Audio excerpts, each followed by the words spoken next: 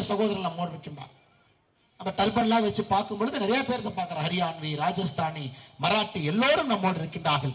எல்லோரும் இணைந்து ஒரு வலிமையான தமிழகத்தை உருவாக்கிட்டு இருக்கிறாங்க.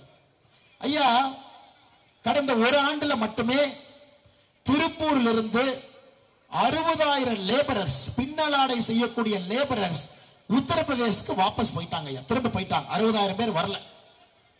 அவங்ககிட்ட ஏங்க ஐயா வரலினா அவங்க என்ன சொல்றாங்கன்னா, யோகி ஆதித்யநாத்தினுடைய ஆட்சியில யூபி வளர்ந்து கொண்டிருக்கும் பொழுது சொந்த ஊருக்கே போயிடுறேங்க, குழந்தை குட்டி எல்லாம் அங்க இருக்கிறாங்க, அதனால நான் அங்கேயே இருந்துக்கிறேன். அதை ஐயா நாம் சரியாக புரிந்து கொள்ள வேண்டும். வடக்கு தெற்கு வடக்கு தெற்குன்னு பேச பேச நம்முடைய சொந்தங்கள் இங்கிருந்து செல்ல ஆரம்பித்து விடுவார். அவங்க யூபியை சார்ந்தவர்களாக இருக்கலாம், பீகாரை சார்ந்தவர்களாக இருக்கலாம். இப்பவே யூபி வளர ஆரம்பித்து விட்டது. இந்தியாவினுடைய 2வது பெரிய பொருளாதார மாநிலமாக யூபி